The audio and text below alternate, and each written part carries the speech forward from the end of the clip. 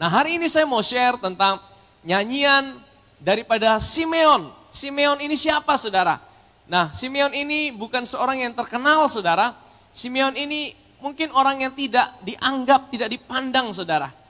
Ya, tapi dicatat di dalam firman Tuhan bagaimana dia menaikkan pujian ketika dia menantikan kedatangan daripada Mesias, saudara. Dan ini salah satu pujian yang cukup dalam dan memuat begitu banyak tentang Kristus di dalamnya. Mari kita buka firman Tuhan di dalam Lukas pasal yang kedua, ayat yang ke-25 sampai ayat yang ke-38. Adalah di Yerusalem seorang bernama Simeon. Ia seorang yang benar dan saleh yang menantikan penghiburan bagi Israel. Roh Kudus ada di atasnya dan kepadanya telah dinyatakan oleh Roh Kudus bahwa ia tidak akan mati sebelum ia melihat Mesias, yaitu dia yang diurapi Tuhan. Ia datang ke bait Tuhan oleh Roh Kudus ketika Yesus, anak itu dibawa masuk oleh orang tuanya untuk melakukan kepadanya apa yang ditentukan hukum Taurat. Ia menyambut anak itu, menatangnya sambil memuji Tuhan, katanya, "Sekarang Tuhan, biarkanlah hamba-Mu ini pergi dalam damai sejahtera, sesuai dengan firman-Mu, sebab mataku telah melihat keselamatan yang daripadamu, yang telah Engkau sediakan di hadapan segala bangsa, yaitu terang yang menjadi pernyataan bagi bangsa-bangsa lain dan menjadi kemuliaan bagi umat-Mu Israel." Dan bapa serta ibunya amat heran akan segala apa yang dikatakan tentang dia. Lalu Simeon memberkati mereka dan ia berkata kepada Maria, ibu anak itu, "Sesungguhnya anak ini ditentukan untuk menjatuhkan atau membangkitkan banyak orang di Israel dan untuk menjadi satu tanda yang menimbulkan perbantahan. Dan suatu pedang akan menembus jiwamu sendiri supaya menjadi nyata pikiran hati banyak orang." Nah, Bapak Ibu sekalian terkasih dalam Tuhan, ini adalah nyanyian pujian yang dinaikkan oleh Simeon. Nah, saya akan bawa kita melihat latar belakang daripada pujian ini. Ya, kenapa pujian ini bisa lahir dan kita akan lihat siapa Simeon itu sebenarnya. Nah, tapi saya akan bawa kita melihat mundur beberapa ayat dari ayat 21, saudara. Kejadian sebelum Simeon menaikkan pujian ini. Ya, saya akan menjelaskan buat kita latar belakangnya. Di ayat yang ke-21, "Dan ketika genap 8 hari dan Yesus harus disunat dan ia diberi nama Yesus, yaitu nama yang disebut oleh malaikat sebelum ia dikandung ibunya. Dan ketika genap waktu pentahiran, menurut hukum Taurat Musa, mereka membawa dia ke Yerusalem untuk menyerahkannya kepada Tuhan. Seperti ada tertulis dalam hukum Tuhan, semua anak laki-laki sulung harus dikuduskan bagi Tuhan." Nah, Bapak Ibu sekalian terkasih dalam Tuhan, kita melihat di sini, latar belakangnya adalah setelah Yesus lahir, ya, pada usia 8 hari, Yesus itu disunat, saudara. Nah, di sini kita lihat dari lokasi kejadian, Yesus lahir di Bethlehem, dan kemudian dia dibawa ke Yerusalem, saudara. Jadi Yerusalem dan Bethlehem itu sangat dekat. Ya, itu sangat dekat berbatasan antara Bethlehem dengan Yerusalem. Makanya saya percaya kejadiannya adalah setelah Yesus lahir di kandang, kemudian setelah itu 8 hari dia dibawa ke Yerusalem untuk diserahkan di bait Allah. Kemudian dia kembali ke rumah, disitulah orang Majus baru datang, saudara. Kalau saudara baca kisahnya, di Injil yang lain dikatakan orang Majus itu datang masuk ke rumah itu. Nah, saya percaya memang Yesus lahir di kandang, tapi dia tidak terus tinggal di kandang. Ya, dia pindah ke rumah, saya percaya penginapan atau rumah keluarga mungkin sudah ada, dia pindah ke rumah, dia tidak terus tinggal di kandang dan orang Majus datang ke rumah. Nah, ini yang kadang-kadang sering jadi kebingungan, kadang-kadang orang bilang, loh kok di Injil yang satu bilang dia orang Majus datang ke rumah, tapi kok yang lain bilang lahir di kandang. Injil sepertinya bertentangan, kontradiksi satu dengan yang lainnya. Saya percaya firman Tuhan tidak pernah kontradiksi, karena firman Tuhan itu diilhamkan sendiri oleh Roh Kudus. Cuma cara kita baca seringkali kadang-kadang buat itu seperti kelihatan kontradiksi. Amin, saudara. Kalau firman Tuhan itu bisa terjadi kontradiksi dan itu seperti ada kebohongan, berarti kita tidak punya dasar dalam hidup ini, saudara. Kita harus percaya bahwa apa yang dikatakan firman Tuhan itu adalah ya dan amin. Sehingga kalau kita baca, kita harus baca dengan satu kacamata yang benar, saudara. Ya. Nah, setelah 8 hari, Yesus setelah itu setelah disunat dia dibawa ke bait Allah. Kalau saudara, pertanyaannya gini saudara, kenapa Yesus harus disunat? Ya kan? Kenapa Yesus harus disunat? Sunat itu adalah perjanjian Tuhan dengan Abraham. Dan itu dimasukkan dalam hukum Taurat. Setiap anak laki-laki itu harus disunat. Ya, tujuannya apa? Yang pertama itulah sebuah tanda perjanjian yang dibuat. Nah, kenapa Yesus harus juga disunat? Sunat itu melambangkan sebuah perjanjian yang mengatakan bahwa ada dosa yang harus disingkirkan. Ya, sunat itu melambangkan yang bagian yang dosa, yang bagian yang tidak pakai itu dibuang. Itu lambang daripada hidup kita hari ini. Waktu kita terima Yesus, kita juga disunat. Tapi hidup kita yang lama itu dibawa mati di atas kayu salib, kita diberikan hidupnya yang baru. Amin, saudara. Nah, pertanyaannya kenapa Yesus harus disunat? Yesus kan tidak ada dosa. Iya kan? Yesus kan tidak ada dosa, kenapa dia harus disunat? Saudara tahu kenapa Yesus harus disunat? Karena Yesus lahir sebagai manusia, dia tunduk di bawah hukum Taurat, saudara. Dia harus menggenapi semua tuntutan hukum Taurat di dalam dirinya. Kalau Yesus tidak menggenapi semua hukum Taurat, maka dia tidak mungkin bisa menanggung dosa kita, saudara. Ya, firman Tuhan berkata, Yesus pernah bilang bahwa dia hadir bukan untuk meniadakan hukum Taurat, tapi untuk apa? Menggenapinya. Satu titik dalam hukum Taurat tidak bisa hilang sampai langit dan bumi berlalu. Artinya hukum Taurat itu betul-betul berkuasa. Sampai ada yang menggenapinya. Makanya Yesus hadir, yang pertama dia harus lakukan semua, dia tunduk di bawah hukum Taurat itu, saudara. Karena saudara, tidak ada seorang pun manusia yang bisa dibenarkan karena melakukan hukum Taurat. Kecuali satu manusia sempurna, namanya siapa? Yesus. Makanya dia merendahkan dirinya, dia tunduk di bawah hukum Taurat, melakukan semua hukum Taurat, supaya apa? Supaya dia bisa mewakili saudara dan saya. Amin, saudara. Kalau dia tidak genapi itu, hari ini tidak mungkin hukum Taurat itu kita tidak hidup di dalamnya. Kita tetap harus ada di dalamnya. Tapi karena Yesus, dia taat, dia melakukan semua. Bahkan dia harus disunat. Dia harus melakukan ritual-ritual itu. Dia harus belajar semua yang dituntut dalam hukum Taurat. Dia harus buat itu secara sempurna. Firman Tuhan berkata, di dalam Yesus, yang pertama, yang membedakan Yesus dari kita apa? Dia 100% manusia, kita 100% manusia. Tapi di dalam dia tidak ada benih dosa. Karena dia dikandung dari Roh Kudus. Kalau saudara dan saya lahir, begitu lahir udah ada benih dosa. Dosa dari mana? Kita belum buat dosa, kita udah berdosa. Jadi kita ini orang berdosa bukan karena kita buat dosa. Kita orang berdosa karena warisan Adam. Sehingga karena kita orang berdosa, maka kita berbuat dosa. Dan itu tidak bisa diselesaikan dengan perbuatan kita sendiri. Hanya bisa diselesaikan oleh pada karya Kristus di atas kayu salib. Yesus di dalam dia tidak ada dosa. Karena dia tidak ada benih dosa. Sekalipun dia dikandung oleh manusia. Oleh Maria. Ya, dia juga tidak melakukan dosa. Dia tidak pernah buat dosa, firman Tuhan katakan itu. Jadi dia mentaati semua tuntutan hukum Taurat. Bahkan dia melakukan semua ritual, nanti kalau dia dibaptis, dia juga dibaptis. Dia lakukan itu. Dia tidak perlu sebenarnya lakukan semua itu. Tapi dia lakukan itu untuk menggenapinya, supaya dia punya hak untuk bisa menebus saudara dan saya yang ada di bawah kutuk hukum Taurat. Amin, saudara.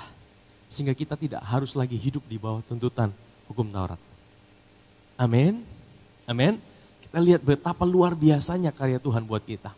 Dia lakukan sempurna bahkan sejak kelahirannya. Dia ikuti semua prosedur. Dia taat semua lakukan itu tuntutan hukum Taurat. Bukan karena dia harus. Tapi karena dia lakukan itu buat saudara dan saya.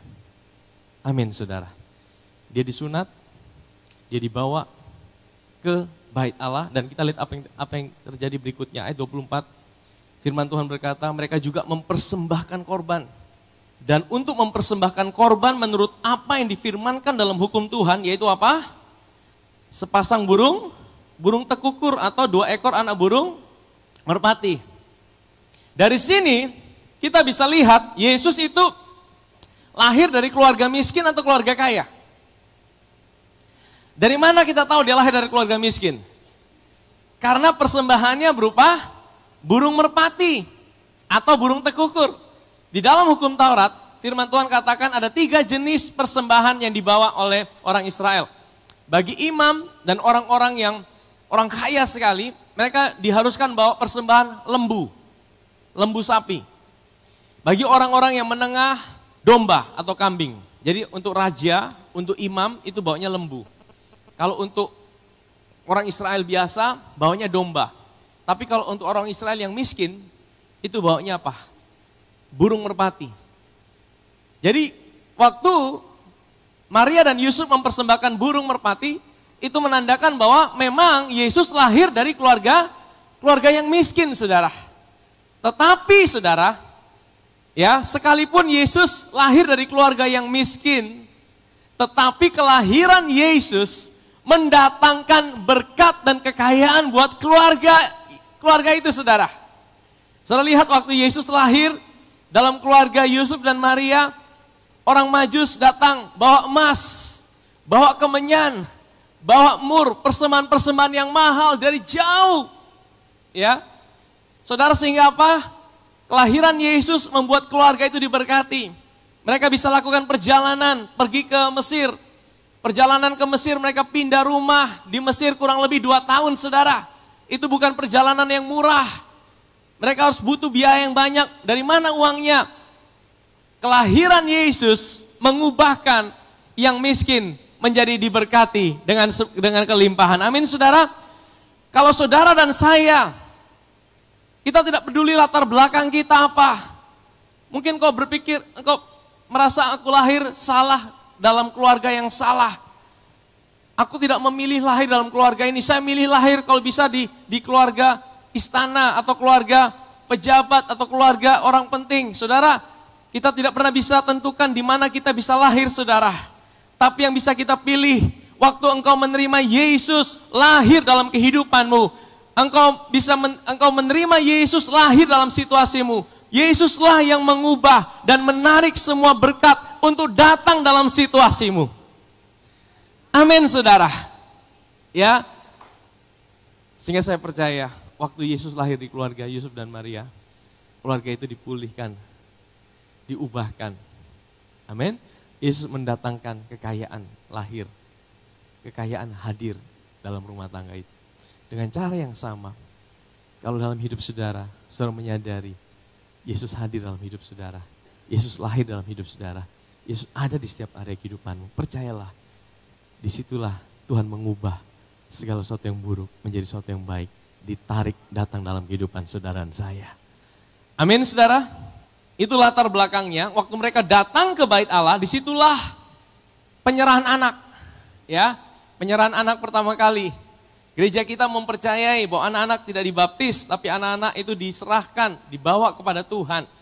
Karena kita mempercayai bahwa baptisan itu adalah lambang pertobatan, tanda pertobatan. Sehingga yang mengerti tentang pertobatan adalah orang-orang yang sudah mengerti tentang pertobatan. Makanya ketika kita mau baptis di gereja di tempat ini, mesti ada pengajaran. Sehingga apa? Sehingga seseorang ketika diambil keputusan untuk dibaptis, dia mengerti kenapa dia dibaptis. Ya, amin. Nah, waktu itu Yesus diserahkan di bait Allah. Dan firman Tuhan katakan apa, saudara? Ayat berikutnya, adalah di Yerusalem seorang bernama Simeon. Ya, seorang yang benar dan saleh, yang menantikan penghiburan bagi Israel. Saudara tahu, ya, kalau kita lihat siapa Simeon itu, saudara? Kita akan mulai dengan siapa Simeon itu. Alkitab tidak mencatat banyak tentang profil daripada Simeon. Alkitab tidak bilang pekerjaannya apa, saudara.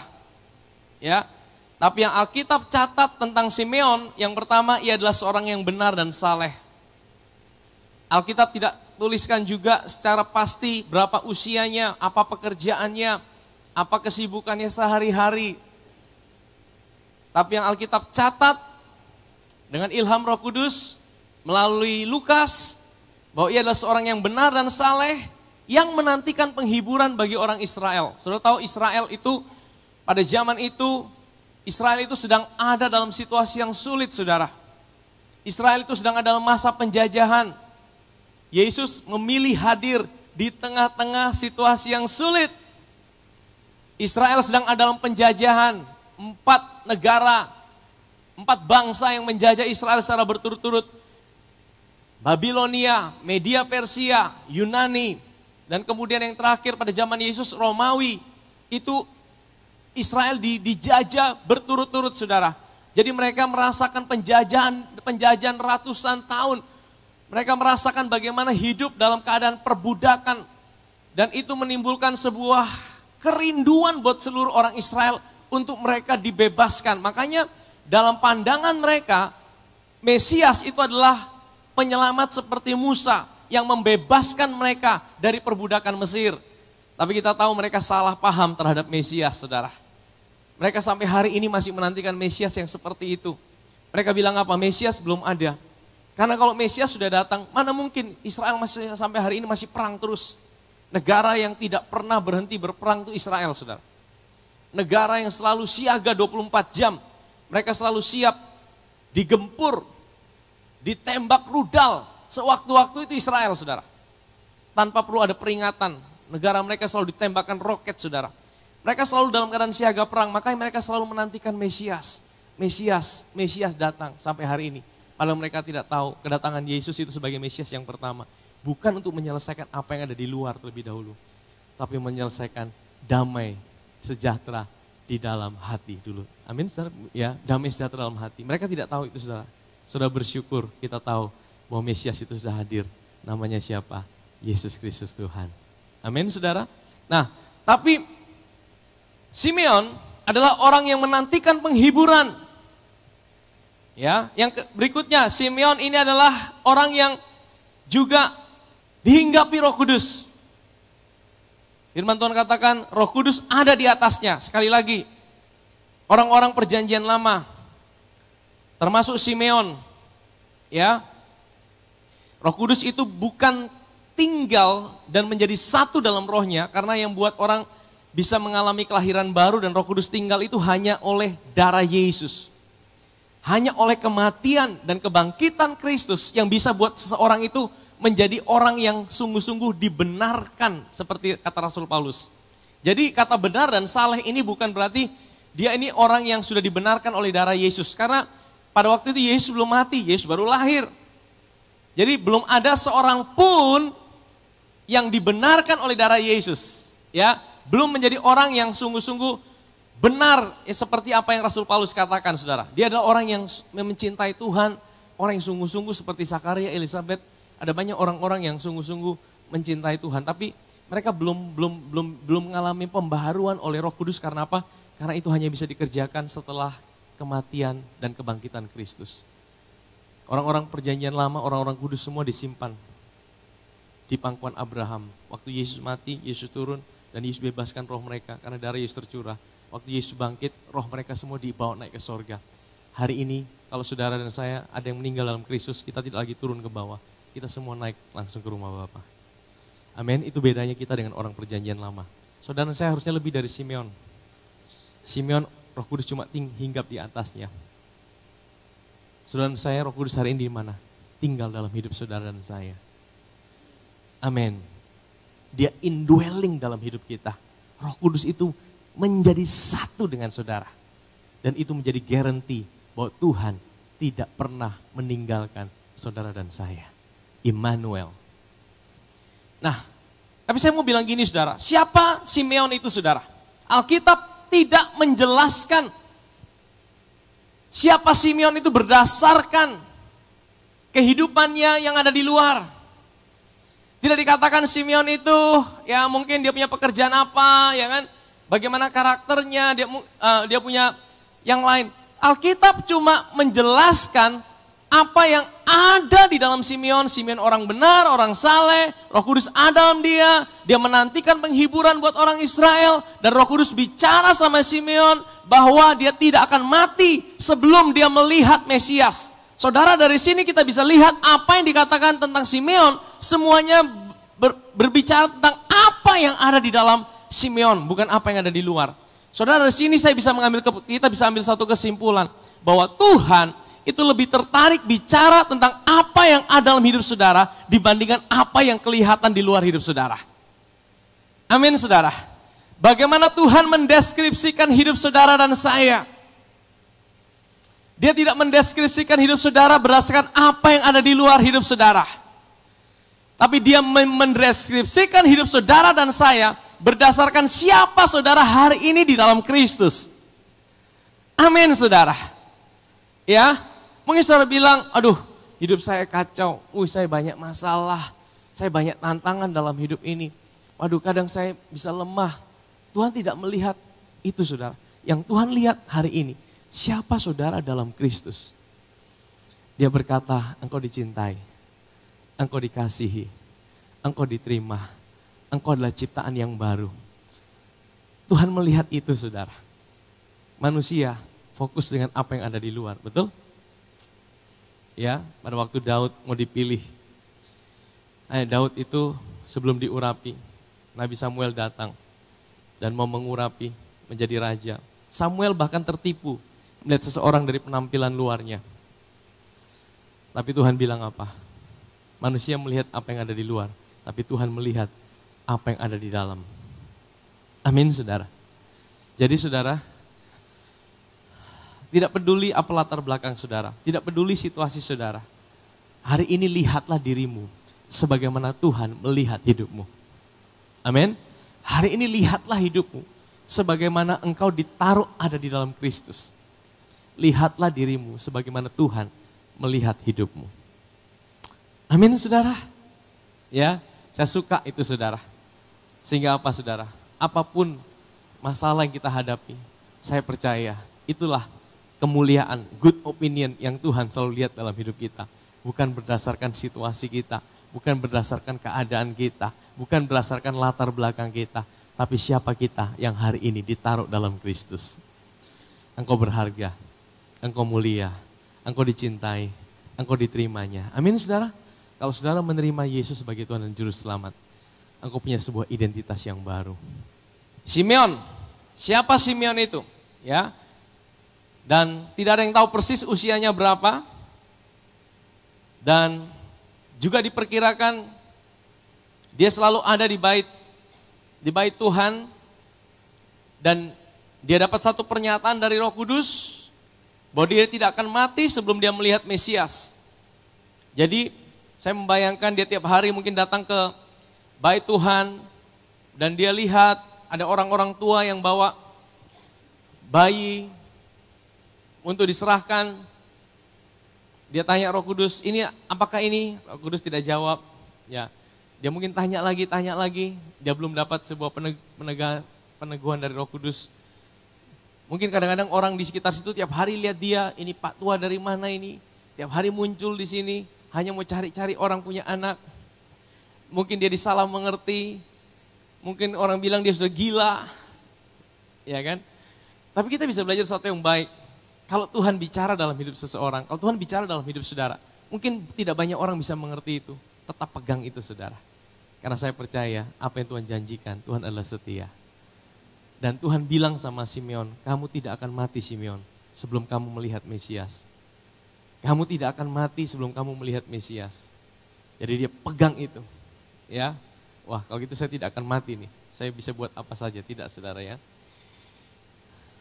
Dia tidak akan mati sebelum dia melihat Mesias, yaitu dia yang diurapi Tuhan. Nah, kemudian ayat 27 dikatakan apa? Ia datang ke bait Allah oleh Roh Kudus. Nah, satu hari pada waktu itu dia dituntun lagi oleh Roh Kudus. Dan pada waktu yang sama ketika Yesus anak itu dibawa masuk oleh orang tuanya untuk melakukan kepadanya apa yang ditentukan oleh hukum Taurat. Ia menyambut anak itu dan menatangnya sambil memuji Tuhan. Jadi ini satu peristiwa yang Tuhan atur saudara. Waktu Maria datang dengan Yusuf, tiba-tiba dia ada di situ. Dan kemudian singkat cerita, dia datang dan dia menerima. Kata menyambut ini dalam bahasa aslinya menerima. Menerima ini adalah satu tindakan profetik buat kita hari ini. Simeon itu menerima Yesus. Sama seperti keselamatan itu bukan sesuatu yang dipaksakan.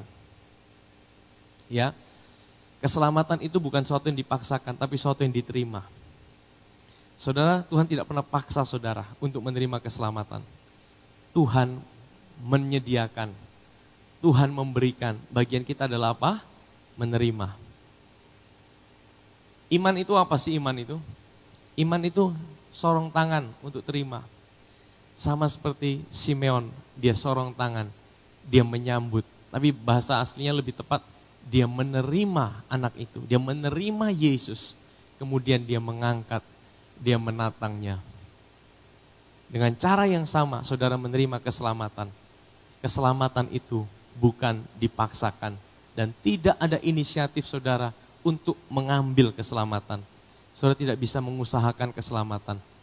Keselamatan itu adalah inisiatif Tuhan. Amin. Inisiatifnya yang memberikan buat kita dan bagian kita adalah terima. Itu iman, saudara. Iman itu terima. Amin. Tapi ada respon yang kita mesti lakukan. Kita terima itu, saudara. Saudara bisa dengar suara saya? Haleluya. Ia menyambut anak itu, ia menerima anak itu, dan menatangnya sambil memuji Tuhan, katanya. Nah, ini pujiannya, saudara perhatikan. Sekarang Tuhan, biarkanlah hambamu ini pergi dalam damai sejahtera sesuai dengan firman-Mu. Pergi ini maksudnya apa, saudara? Pergi ini bukan pergi keluar kota. Bukan pergi jalan-jalan. Kan kadang-kadang kata pergi ini kurang jelas, saudara ya. Ya, kata pulang juga. Pulang kemana? Ada pulang ke rumah Bapak, ada pulang ke rumah, makanya hati-hati saudara ya. Kalau kata pulang itu pulang kemana, mesti jelas saudara. Nah, yang dimaksudkan oleh Simeon, dia pergi dengan damai sejahtera, ini maksudnya pergi kemana saudara? Artinya dia boleh pulang ke rumah Bapa, dia boleh rest in peace. Ya, rest in peace. Beristirahat dalam damai sejahtera. Rest in peace itu apa saudara? Beristirahat dalam damai sejahtera. Ini dibuktikan dengan tadi kita baca. Roh Kudus bilang sama dia, Simeon, kamu tidak akan mati sebelum kamu melihat Mesias. Dengan kata lain, kalau dia sudah bisa melihat Mesias, nah itu baru kamu bisa mati. Jadi waktu dia lihat Mesias, dia lihat Yesus, dia lihat, dia terima Yesus, disitulah dia memuji, sekarang Tuhan, ini sudah waktunya, aku bisa rest in peace. Ya, apa maksudnya rest in peace, saudara? Rest in peace itu bukan bicara tentang bagaimana cara matinya, saudara. Ya, kalau kita disuruh pilih, bagaimana cara kita mati? Wah, saya mau pilih, ada yang pilih, wah, waktu kita sedang berkhotbah, waktu kita sedang berdoa, tiba-tiba dipanggil Tuhan. Wah, ya kan? Tidak mau waktu kecelakaan. Wah, kita kalau kita bisa pilih, saudara, tapi kita tidak bisa pilih, saudara, betul? Tapi rest in peace itu sekali lagi bukan cara matinya, bukan juga kapan matinya. Ada orang yang mati muda, ada orang yang meninggal udah sampai mau 100 tahun.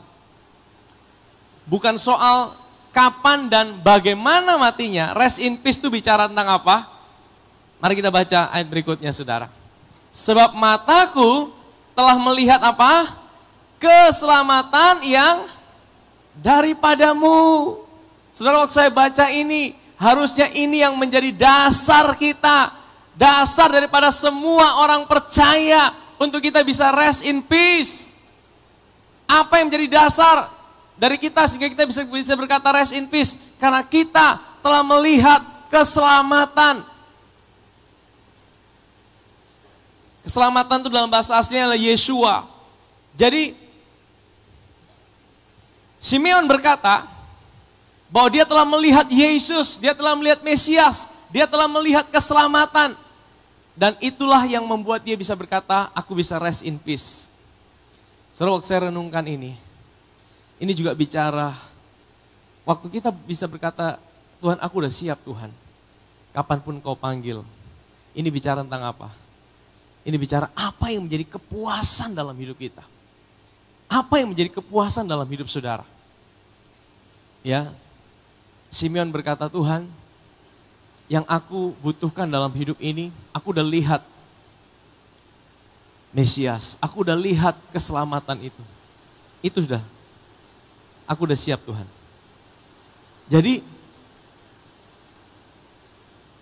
waktu kita renungkan hal ini saudara, apa yang membuat kita bisa berkata, Tuhan, aku udah puas dalam hidup ini. Apa yang menjadi kepuasan dalam hidup saudara dan saya? Kalau saya tanya dalam hidup kita, apa yang menjadi kepuasan dalam hidup kita? Pasti jawaban kita macam-macam. Wah, saya puas kalau saya punya bisnis lagi rame. Wah, saya puas kalau saya punya kerinduan itu bisa terjadi. Saya bisa naik pangkat. Wah, saya puas kalau saya bisa punya ini, punya ini, punya ini. Saudara, itu tidak ada salahnya saudara. Tapi itu bukanlah kepuasan yang sejati. Amin saudara. Simeon mengajarkan kepada kita bahwa yang menjadi kepuasan dalam kehidupannya ketika dia bisa melihat keselamatan daripada Tuhan. Ketika dia bisa melihat keselamatan daripada Tuhan. Ini yang menjadi dasar dalam hidup kita. Apa yang menjadi kepuasan sejati dalam hidup kita? Apa yang menjadi kepuasan sejati dalam hidup saudara dan saya? Waktu kita bisa melihat Yesus. Saudara, waktu kita renungkan ayat ini saudara. Keselamatan itu bukan sesuatu yang bisa kita pelajari. Yeshua, keselamatan itu sesuatu yang kita terima dalam hidup ini. Kekristenan itu bukan agama yang saudara harus pelajari, tetapi pribadi yang harus saudara terima dalam hidup ini. Bahkan Yesus tidak pernah bilang, ikuti ajaranku. Yesus bilang, ikutlah aku. Amin saudara. Kekristenan itu bicara tentang saudara menerima kehidupannya masuk dalam kehidupanmu. Dan itulah yang menjadi kepuasan sejati dalam hidup saudara dan saya. Amin saudara. Kekristenan itu bicara tentang bagaimana engkau menerima Yesus. Dan dia tinggal dalam hidupmu. Dan itulah yang menjadi kepuasan sejati dalam hidup saudara dan saya. Ya, Rasul Paulus berkata, bagiku hidup, bagiku kematian adalah keuntungan, dan hidup adalah Kristus. Jadi dia disuruh pilih saudara, kalau dia disuruh pilih, suruh mati atau hidup, dia bilang dia lebih suka, dia cepat-cepat mati. Karena apa? Dia tahu, dia ketemu langsung dengan Tuhan. Dia tahu, dan makanya dia sampai pada pertandingan, dia bisa bicara, aku telah mengakhiri pertandinganku. Aku telah mengakhiri pertandinganku dalam hidup ini. Setiap kita juga punya perjalanan yang sama saudara. Setiap kita akan dibawa pada titik yang sama saudara. Apa yang menjadi kepuasan dalam hidup saudara? Apa yang menjadi kepuasan dalam hidup kita? Pada satu titik kita akan berkata, Tuhan, yang menjadi kepuasan dalam hidupku bukan sesuatu Tuhan. Tapi aku melihat pribadimu. Engkau ada dalam setiap area kehidupanku. Amin saudara. Itu inti daripada nyanyian Simeon. Dia berkata apa? Sekarang waktunya. Tuhan boleh, aku udah mau kembali dengan damai sejahtera. Aku mau kembali dengan damai sejahtera. Karena aku telah melihat Sang Mesias itu. Aku telah melihat keselamatan itu.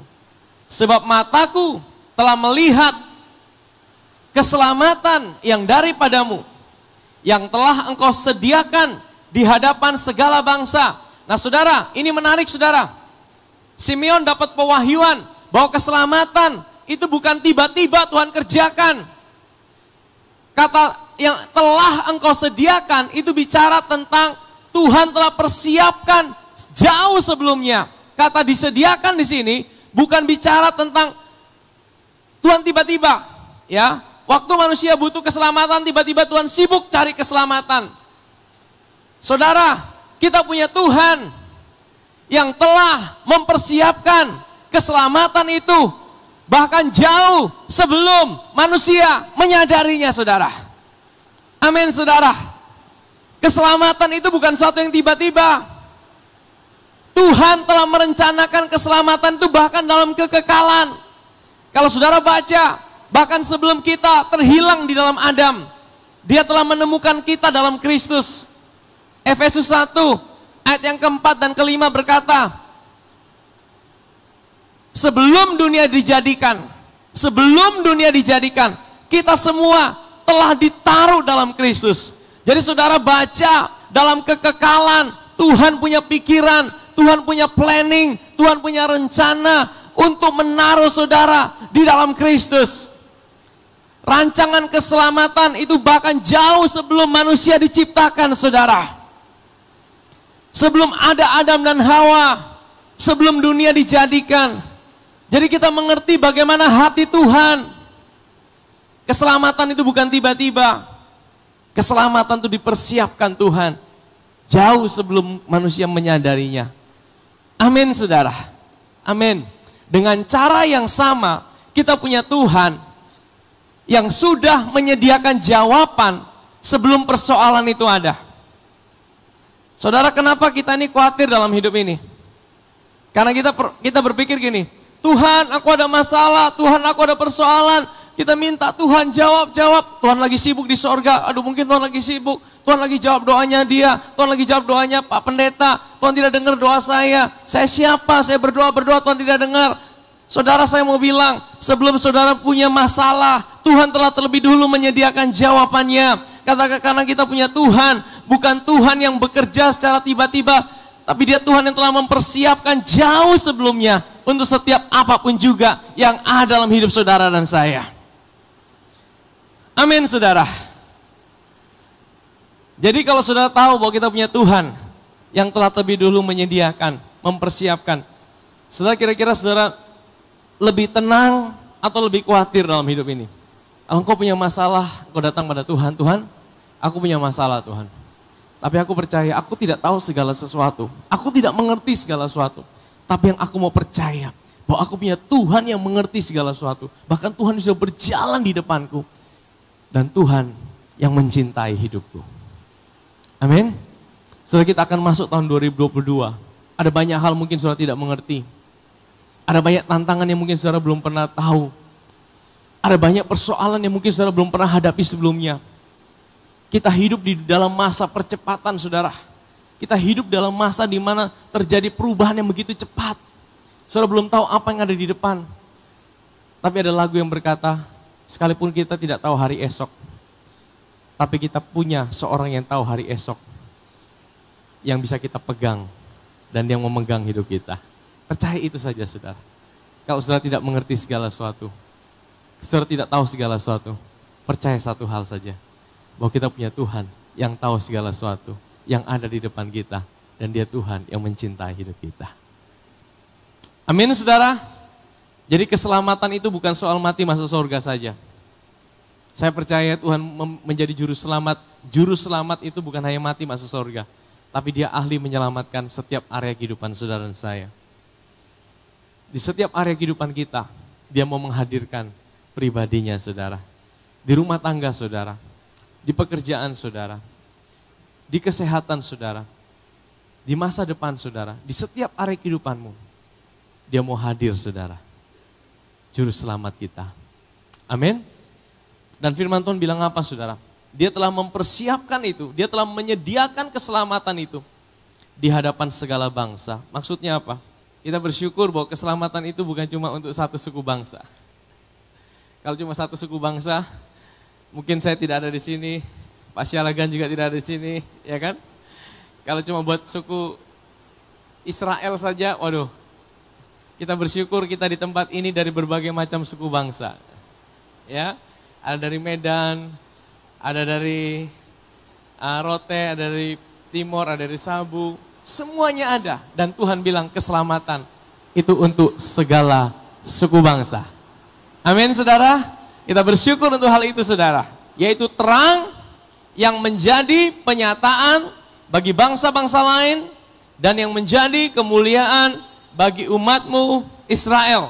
Nah, saudara tahu, Simeon membedakan sini ada dua. Yang pertama, menjadi terang bagi bangsa-bangsa lain. Ya. Dan yang kedua, menjadi kemuliaan bagi umatmu Israel. Kenapa dibedakan saudara? Kenapa bagi Israel kemuliaan, bagi bangsa-bangsa lain adalah terang? Simeon dapat pewahyuan bahwa kemuliaan Tuhan itu pertama kali dinyatakan buat bangsa Israel. Keselamatan itu pertama kali Yesus hadir untuk bangsa Israel. Amin saudara. Ya, Yesus berkata, aku hadir untuk domba-dombaku yang ada di Israel. Makanya waktu ada perempuan Sirofenisia datang minta kesembuhan daripada Yesus, Yesus bilang apa? Aku diutus untuk domba-domba yang ada di Israel. Karena dia perempuan Sirofenisia, dia bukan orang Israel. Tapi perempuan ini berkata, okelah Tuhan. Ya, Yesus berkata, tidak patut kasih roti yang disediakan pada anak-anak dan dikasih pada anjing. Wanita ini berkata, iya Tuhan, biarlah anjing itu juga makan remah-remahnya. Memang Yesus hadir pertama kali untuk orang Israel.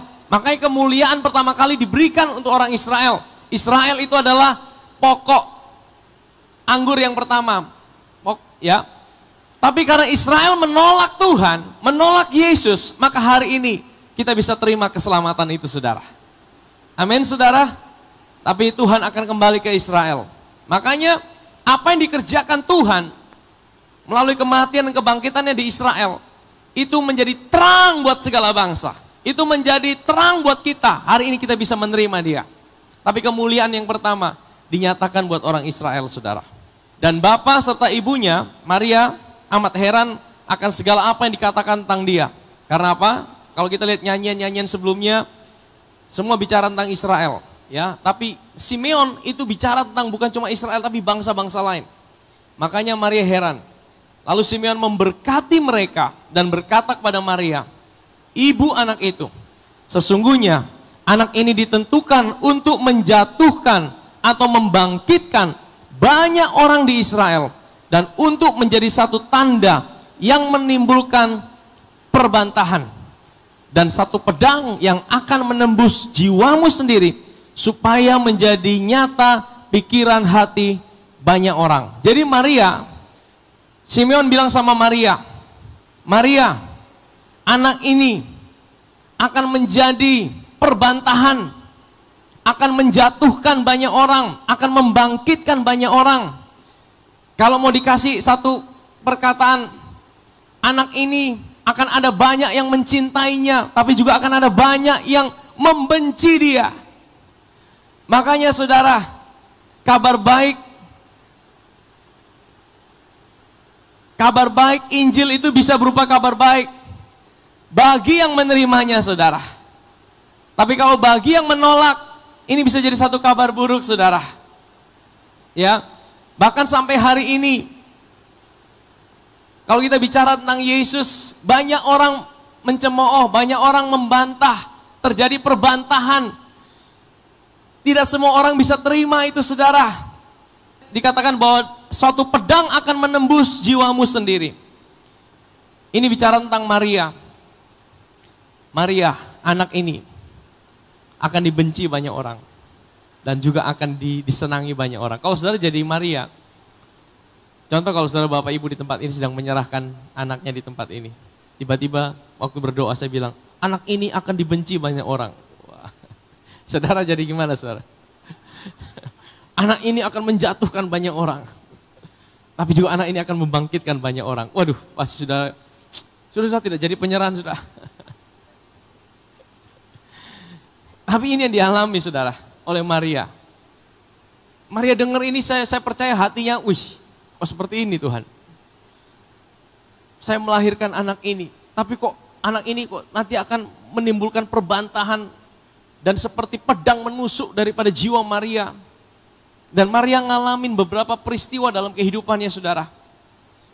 Ya, waktu Yesus umur 12 tahun, Yesus hilang.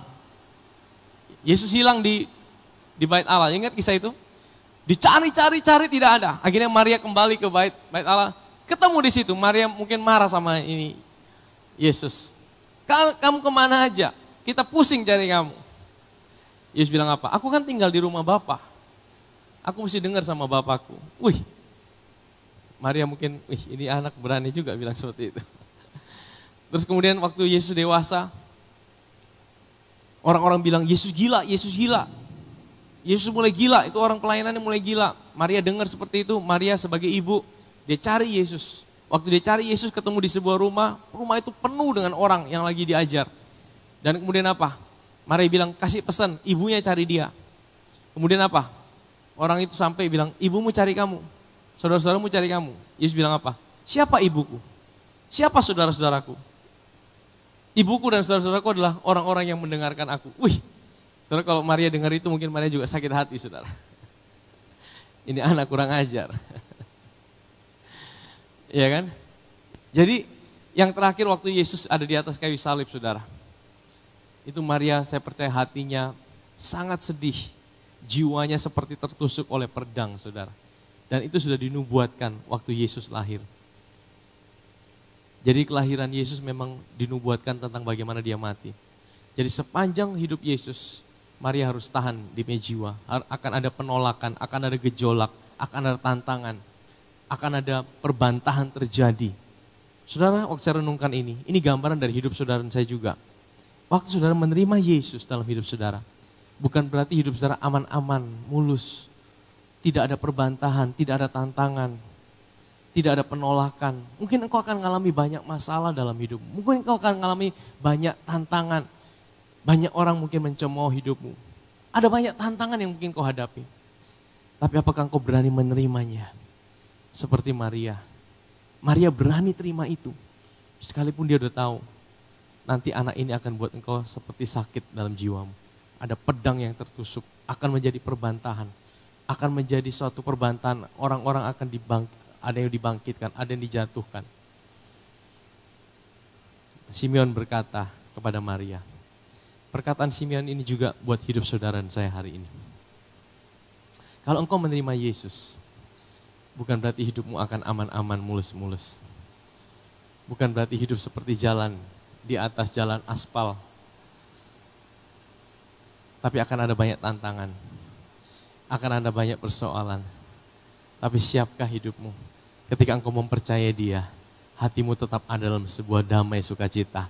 Sekalipun ada banyak tantangan, sekalipun ada banyak masalah, sekalipun ada banyak pergumulan. Tapi dia menjadi sukacita dan damai sejahtera dalam hidup saudara dan saya. Amin saudara. Saya simpulkan firman Tuhan hari ini, nyanyian Simeon.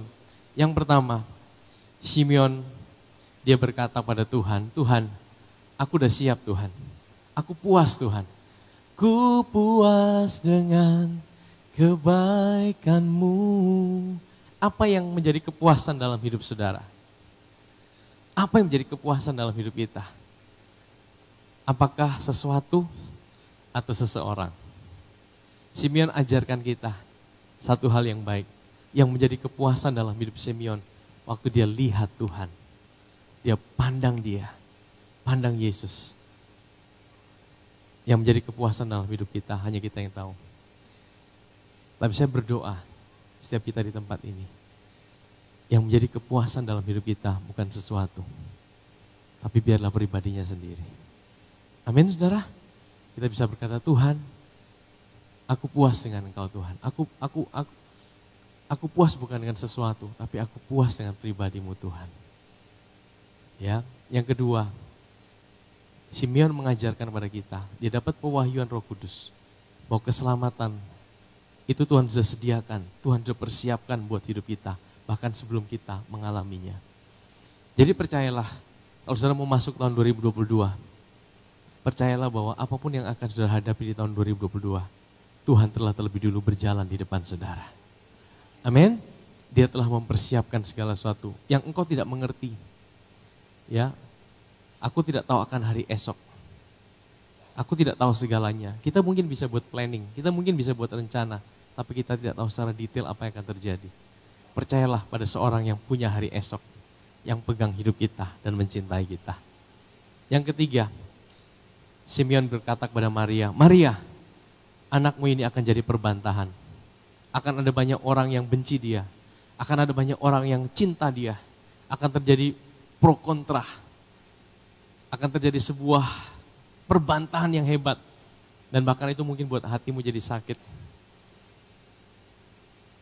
perkataan Simeon itu juga buat hidup saudara saya hari ini.